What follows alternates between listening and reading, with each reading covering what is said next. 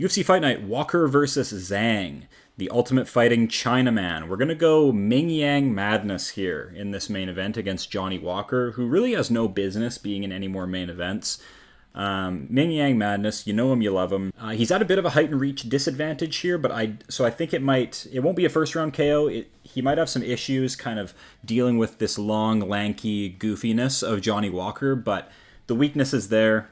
The weak wobbly chin of Johnny Walker, he's going to get highlighted here. So nice main event to top this card here. Then we got Brian Ortega and Aljamain Sterling. I trust in Aljamain Sterling's bantamweight pedigree. Brian Ortega, very inactive, he just doesn't, do you really want to be champion Brian Ortega fighting once every 2 years? That's always been the criticism with him. Should be an interesting fight, though. I don't know if we're going to get a pure grappling sort of wrestling matchup here. They might strike. We got 3 rounds for this one. It could actually be a 5-round main event. I'm not sure. Somebody let me know. Aljamain Sterling, I just trust it. Brian Ortega has never excelled in a championship fight besides the Volk moment, so we're going to go Aljamain Sterling. We've seen him go 5 rounds. We've seen him grapple effectively. He can volume strike. Brian Ortega's striking is serviceable, but yeah, we'll see how this one shakes out. Sergey Pavlovich, Waldo Cortez Acosta, super interesting heavyweight fight. That really surprised me. But you know what? We're going to have to trust in Sergey Pavlovich on this one. He's built like a fridge, a big Russian power-punching fridge. I do like Waldo Cortez Acosta, and he is on momentum right now, to be fair. Nice, clean record on momentum. But he's just... The thing that comes down to this one is physicality. Waldo Cortez Acosta is kind of built like a bag of pudding. Sergey Pavlovich built like a damn fridge. So we're going Pavlovich. I trust in the punch power and his durability. Don't really trust Waldo Cortez's durability. Kevin Borjas, SUMADAERJI, flyweight bout. Kevin Borjas is nice. He took a round off of Joshua Van. He lost 2-1 to Joshua Van, had a knockdown and some good volume in that one. But then just sort of broke to Joshua Van's pressure. We can forgive that one. SUMADAERJI's been choked out by Matt Schnell. Liability on the ground. Was taken down a bunch last time out by Mitch Raposo, who isn't very high level. And so if Kevin Borjas can't make his volume work, he can just go to the takedown for free. For absolutely free, no cost. He can take down SUMADAERJI, who is weak for flyweight. No punch power for flyweight. We'll trust in Borjas, the Peruvian. Nuraji Super Saiyan. Go look up this man's road to UFC, Dana White Contender Series, elbow KO. One of the filthiest things you will see of the year.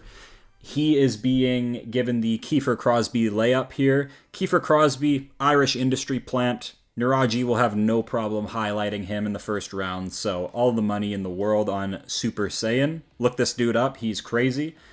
MAHESHATE, everyone's favorite, slept Steve Garcia, going against Gage Young, who had the tough task of taking on Evan Elder in his debut. Very commendable stuff, had a good little volume performance, but looked gun-shy, looked low power, didn't really have an X factor to speak of. Elder just kind of did his thing, smashed body kicks. MAHESHATE's big for lightweight, big head, big aggressive Chinaman. He's probably going to be able to just bulldoze Gage Young on physicality, so we'll go MAHESHATE. Charles Johnson, Loner Kavanagh, this is honestly like co-main event worthy. I know we got like Ortega, Sterling, but super, super interesting fight here at flyweight. Both these guys deserve a ranking spot. I know Kavanagh just kind of got here, but he is dangerous and he is respected. And he had a good win over Jose Ochoa. Charles Johnson is interesting. Obviously famous in the MMA community for sleeping Joshua Van with an uppercut.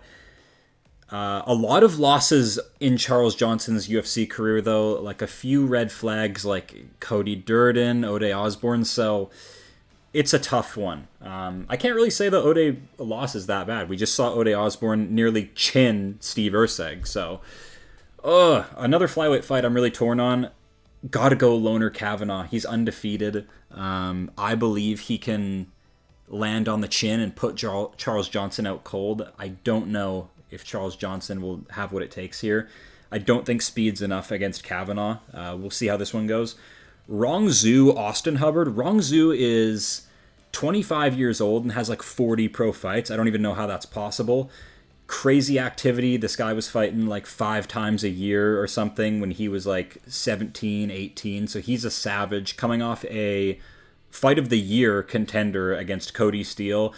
And then Austin Hubbard. Austin Hubbard is the most vanilla UFC fighter on the roster, barely hanging on. I believe he's been cut and brought back. Not many good things to say about Hubbard. We're going RONGZHU for the aura. Kyle Daukaus is back against Mikel Pereira.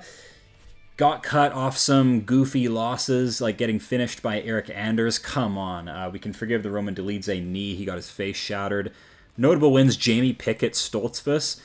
Kyle Daukaus does have a good grappling build, long arms. He has about like 8 Darces, 8 Bravo chokes on his record, so he could absolutely land one on Mikel Pereira.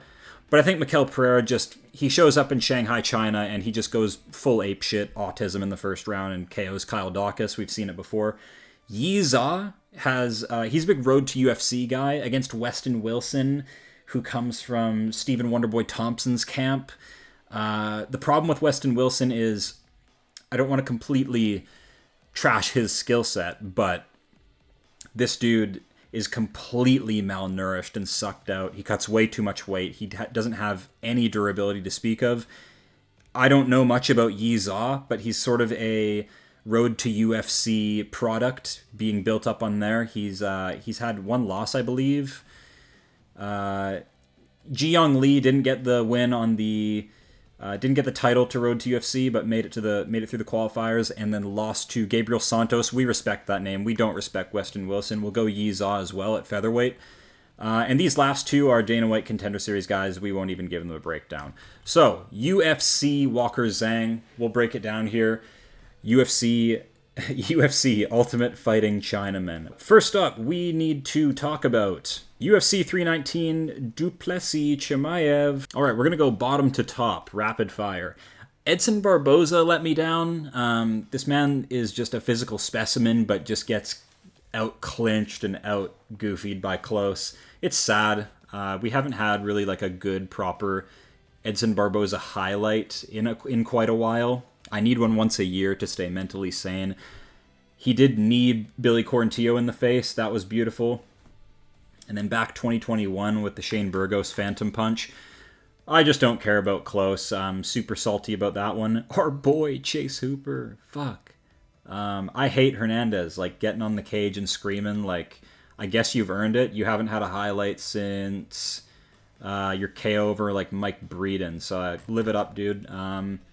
Chase Hooper is young. Chase Hooper has some options, okay? He dropped a tweet saying he's going to go full Chimaev, no more stand-up. He's been dabbling in the stand-up and paid for it here against a power puncher.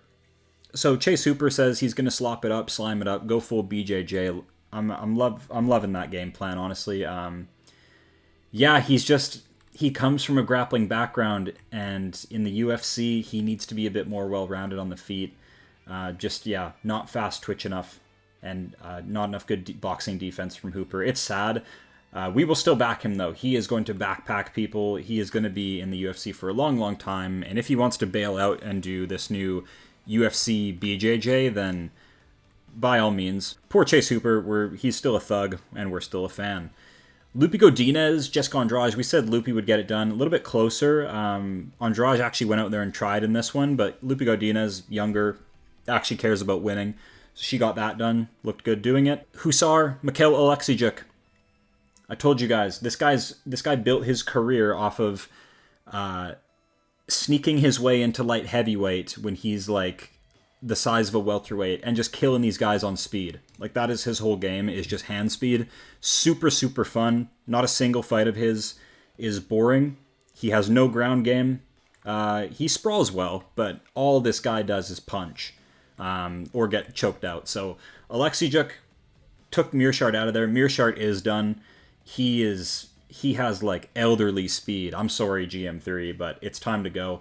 Oleksijuk tweeted that he might be on the Paris card, so he could actually be putting together a run at middleweight here. Keep your eye on Oleksijuk. Tim Elliott, Kaya Sakura. Oh. Kaya Sakura is just like, he just makes skits online, and like, I completely bought into this guy. Asakura, can you just inflict damage? Like, if you're going to be a striker at flyweight, like, you need Joshua Van volume or you need crazy finishing ability. Like, this guy beat Juan Archuleta, like, heavier champion, beat Manel Cap. Yeah, I don't know. It's tough. It's tough to predict these things. We did predict Michael Page. Round 3 was awful. Cannonier had a game plan and executed. He just struggled on the feet so much. But I would still say Cannonier's game plan was the right one, and he did use it well. But again, Michael Venom Page, that fight style is just a nightmare to deal with. You can't, it's all speed. You can't beat his reaction time. You need him to slip on a banana peel out there. Or be Ian Gary and just be like a mastermind, an MMA mastermind, and just do everything correctly and be super composed and all that kind of stuff. Because Michael Venom Page on the feet, good luck, middleweights. Yeah, I know he's on the older side, but Cannonier is like a beast, man. Cannonier did have success with the wrestling, which is why I don't think Page will ever beat like a Hamza. That's the price he pays to just be like a cheetah on the feet and just can read guys, time guys, has an incredible arsenal of counters, attacks. So we went with Michael Venom Page. It paid off. Figured there'd be a big speed disadvantage on the side of Cannonier, and there was. Jeff Neal, I've watched so many Jeff Neal fights. He always takes the second round off. I kind of thought this KO would happen in the second round. Jeff Neal always has a great aggressive first round and then finishes strong, great aggressive push at the end, but he takes that second round off religiously. So I thought Protest would sneak a finish in there, but no, right at the end. Yeah, I don't know. Maybe Neal knew he would be ripped apart in round 2, so he really did get aggressive in this fight. But he looked great. He looked great. Like, some of those shots could have really hurt Protest, but Protest took them well. Great. Good luck with Carlos Protest. Gangly. Just like a Muay Thai genius, honestly. The smoking is interesting because, like, you'd think that would really hamper Carlos Protest, but I actually think his nicotine addiction, I don't know how many packs Carlos Protest is putting away every day, but nothing but walk-off KOs. Like, how can you not be a fan? This guy's the next Anderson Silva. Even if he doesn't have a championship reign or anything, like, enjoy this rise of Carlos Protest. This is awesome. Highlight every time. One of the better fighting nerds. Active. How many fights has he put in? 2-3 fights a year from Protest. 4 fights in 2024. He's a G. Lerone Murphy, one of the most devastating finishes in UFC history. At featherweight, like, how can you predict this? Like, featherweight, a notorious, like, low finish rate division. Lerone Murphy, a low finish rate fighter, just murks Aaron Pico. Man. So now that this has happened, Aaron Pico, there will be no more title talks, I'm afraid, but Aaron Pico will be, like, this finish you brutally or be finished brutally fighter, I'm afraid, because couldn't keep the takedown he got on Lerone Murphy. I wanted a transition to ground and pound that just never came. And then he just got back on the feet, too much pressure. Murphy made a genius read and just completely slept him. And I'm so happy for Murphy. Like, some people are going to, like, say I'm low-key salty because, like, oh, I picked Pico. I'm so happy for Murphy because you guys might not want to admit it, but after that Josh Emmett fight, which was not even that long ago, April, this man had no fan base. You can pretend now that he's always been, like, this cool. He has, like, a 50 Cent, like, story of, like, oh, I was shot up. And he has this incredible comeback story. This guy had no fan base after that Josh Emmett win back in April. But goes to show, all that matters is your last performance because sports fans have zero attention span. So now he's a superstar. Crazy, incredible elbow KO from Lerone Murphy. That gets you a title fight. That skips Evloev. That skips everybody. Give Lerone Murphy his title shot. He's earned it. Aaron Pico, he's going to make the division fun. You're going to see him KO people or be stiffened like that again. So, incredible main event. Incredible co-main event. This, the real main event was interesting. If this was a simulation, if they constructed a main event to completely wipe away all the buzz and hype of that Lerone Murphy win, this would be the fight. First of all, Khamzat Chimaev, complete and utter domination. Khamzat Chimaev came in light on the scales, and this is why. There was no possibility of a gas out. This guy took his camp seriously, didn't get the sniffles, and banked 21 minutes, 40 seconds of control time. And Dricus du Plessis just wasn't able to create any resistance like Gilbert Burns or Usman, smaller men, but that made it even worse. That allowed Khamzat Chimaev to just cook and cook and cook him with wrestling. Like Usman and Burns, they're smaller men, so they're faster. They're able to defend the takedowns better instead of just du Plessis, who we were kind of banking on as like a big heavy fridge to just make it harder for Chimaev as the rounds went on. That wasn't the case. Chimaev goes low, goes for the ankle, secures the ankle, just does those style of, Dagestani Sambo takedowns, and Dricus just completely out of his depth. It's not like he's going anywhere. He still has an incredible record. It's just Khamzat Chimaev was matched up against him, took his belt. We still have Dricus for plenty of middleweight matchups moving forward. So, fear not. Don't feel too bad about it. Wish I could have predicted the Chimaev domination. Oh well. I wanted to bank on du Plessis using the championship knowledge, the grit, the savviness, the goofiness. Somebody didn't pull the wire, and the piano did not drop on Khamzat Chimaev, so this is what we get. And as for that kind of performance, it sucks to see in a main event, because main events get blown up as these big battles in like the promo, like all these action movie type highlights and scenes, and they build it into the fans' mind that like it's a title fight, so it's going to be marketed as like this all-out action, whatever. No, it's just this can happen. Some people will just refuse to play MMA and play wrestling because you can. You can just say, I'm not doing a stand-up fight and go to wrestling. And to be fair to Chimaev, he worked. Like, he absolutely worked with the control time. Most strikes in a title fight, in a fight, 567 little pitter-patters. You still have to respect that. Yeah, so, I mean, look at these. Look at the strike. I can't even look at it. So yeah, not a striking fight. Khamzat Chimaev showing up in incredible shape, running a wrestling train on Dricus du Plessis is what it is. Chimaev, who you give him next, RDR, Anthony Hernandez winner. Maybe a Mavov, Baralho winner if they're ready. That's tough. We'll see how middleweight shakes out. Dricus du Plessis, it's tough. You can honestly give him like an Izzy rematch. I don't know. We'll see where Dricus goes. Maybe a Whitaker rematch. Those seem fun. All right, rewind. Back to UFC China, Shanghai. Let's dive into this main event with Johnny Walker, Zhang MingYang, the Mountain Tiger. Now, MingYang Madness, this guy's career started very ugly. We see 6 losses here. He's on an incredible win streak. He sort of like repaired his career. Focusing more on damage now, being heavier on the pressure, a bit smarter. He's kind of maturing into a very, very dangerous striker. See all the round 1 KOs. This is worrying. This is hard to replicate long term, but I'm afraid Johnny Walker's kryptonite is just, his chin is just a magnet for punches. He's got that taller man defense. Yeah, just super unorthodox fighter. And when you have unorthodox fighters, sometimes their defense suffers. Like, Walker's not out there with a high and tight guard, like shelling and like combing the hair defense. His hands are low.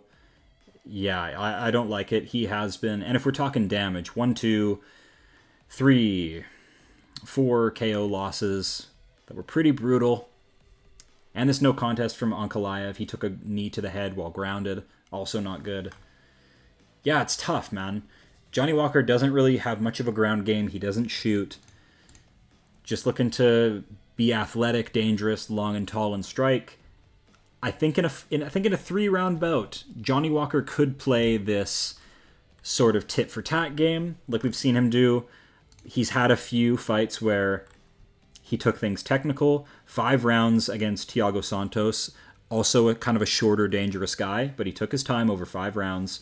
Still ended up losing, but showed that he can take a more disciplined approach. And then just kind of abandoned that, went back to his finishing ways. So I don't know what kind of approach he's going to come in with MingYang, because MingYang's high pressure, responsible with his weapons, responsible with his defense, nice and simple, great basics, good durability, good chin. We just haven't seen him have to face adversity because he's getting these finishes, so it's a tough pick. Can he just beat Anthony Smith by bloody TKO? Can he catch Johnny Walker? They're very different styles, but I think he can. I just don't think it'll be early in the fight. I think he's going to struggle with the length of Johnny Walker. I don't believe he's ever fought this big of a fighter, this will be a big step up. Johnny Walker is 6'6", 82 inches of reach, really problematic. It's just he doesn't know how to use it properly. So I'll still trust in Zhang MingYang and his proven finishing abilities. Yeah, I think if Johnny Walker goes fast, he'll get caught. If I think he plays it long, that just gives MingYang more reads, more time to figure out this frame. So we're going to go MingYang Madness. Love him. Check out the account on Instagram, MingYang Madness. Brian Ortega, Aljamain Sterling. Anything more to speak on this about? Aljamain Sterling, former featherweight champion, now up at featherweight. I guess to capture another belt. He's pretty high in the featherweight rankings. Got a nice jump up. Got Calvin Kattar in the debut, but we kind of have to... How good was Calvin Kattar really? So Aljamain Sterling, not a great featherweight win. Needs to really go out there and prove himself against Brian Ortega. Had a great little wrestling battle with Evloev. If you guys want a good wrestling watch, this one's crazy. Evloev needs to get active as well at featherweight. But these two went back and forth. Low significant strikes. A 2-1 win for Evloev. Was this a split? Unanimous decision for Evloev. Okay. So yeah, Sterling not getting it done against Evloev last time out is what it is. Brian Ortega presents different problems. Ortega will not go for control at all. He will jump for submissions. Yeah, he's not on momentum either. He does not take his career very seriously with the activity. Only takes the toughest tests, which is commendable, respectable. Only takes former champions, so shout out to Brian Ortega for that. But yeah, you haven't been banking wins in a while. The Rodriguez win's good. I see Brian Ortega being taken down. I don't see him knocking out Aljamain Sterling. I'm sorry. Aljamain Sterling is just hard to hit. Funkmaster is right. He's unorthodox as well, but he actually has pretty decent defense. Petr Yan couldn't land on him very well.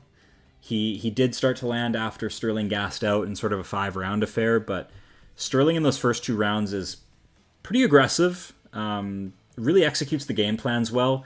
Can go for subs. Honestly, he's physical. He's a good wrestler. He's long. He's got long limbs. So a submission's not off the table for Sterling. Only way I see Ortega winning is by catching him and pouncing on a finish. But I think those days of Ortega pouncing on finishes are over. He's getting into the 30s now. Don't think he takes the career too seriously. So we're going to go Sterling. PAVLOVICH Acosta. I love Salsa Boy. He's fun. I like his boxing. He's fun. He talks in there. But PAVLOVICH is elite. I know he he got killed on speed against Aspinall, and then he got kind of humiliated by Volkov, who just looked to like have his number. Never entered the pocket, really used this reach advantage. 80-inch reach for... Actually, he did not have a reach advantage. I forget. PAVLOVICH built like a fucking... I don't know what PAVLOVICH is built like with that kind of reach. But yeah. Do I think Waldo Cortez Acosta can stay composed for 15 minutes, not be hurt, and get off volume or power on a guy like PAVLOVICH? I don't know. It's tough. He has a good win over Ryan Spann. Ryan Spann looked just obese in this fight, so it's tough.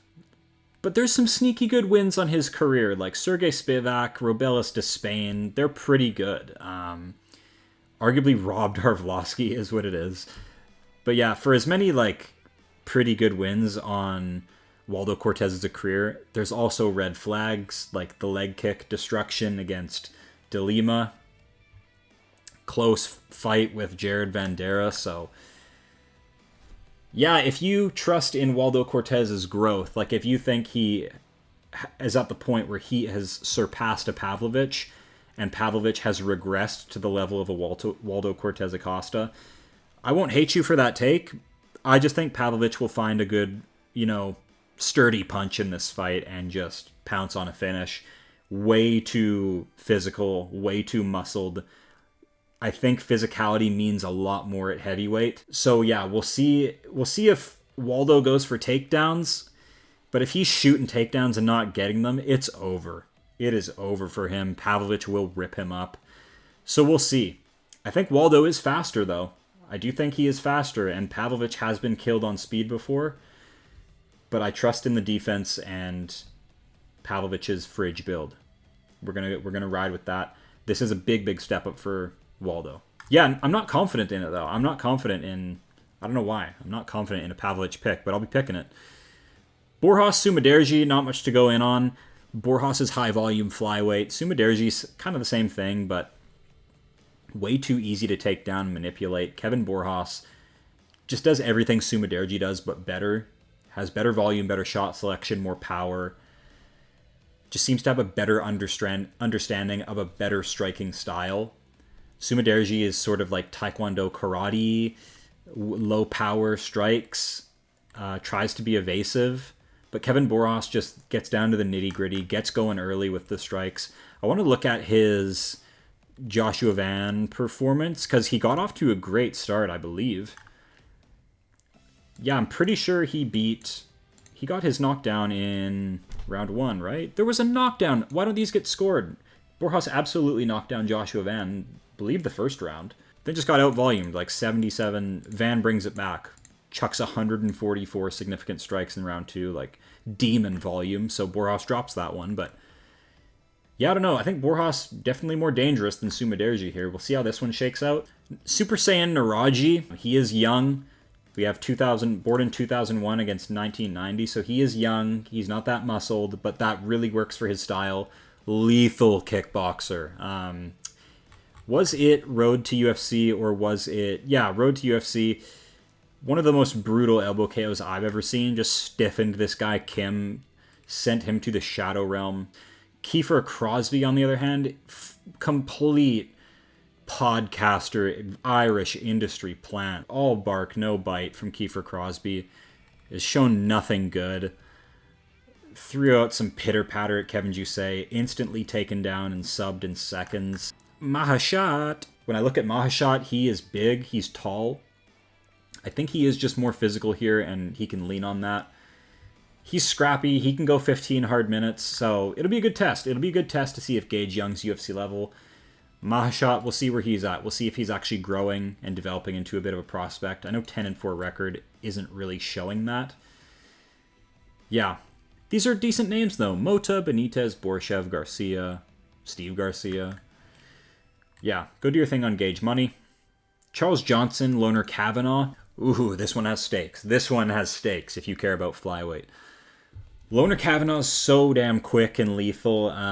That's not really enough at flyweight to like hit the top. But he's kind of making it happen. Last time out, 2 unanimous decisions. But against like good names, like these are the unranked names at flyweight, and they're this good. Like Jose Ochoa is good. Had a competitive fight with Asu Amabayev, who's ranked. I think he's ranked, yeah. And Felipe Dos Santos is decent. Almost beat Manel Cap. So, like, Loner Kavanagh's already in the deep end at flyweight, only being two official wins in. And he's 2 unanimous decisions, so he's put a total of 30 minutes in that UFC cage. I like that for him. Charles Johnson, on the other hand, long, tall, lanky, oversized flyweight. Unbelievable cardio from Charles Johnson. Knows how to weaponize it. But outside the Joshua Van KO, not a dangerous guy. Not really. Bit of a KO over Jimmy Flick. Loner Kavanagh is the danger in this matchup, 100%. Charles Johnson does have options due to all this experience. He's seen a lot more styles. I think he might have a bit better fight IQ. But I don't know. I think Loner Kavanagh comes out, makes this a speed contest, makes this a power contest.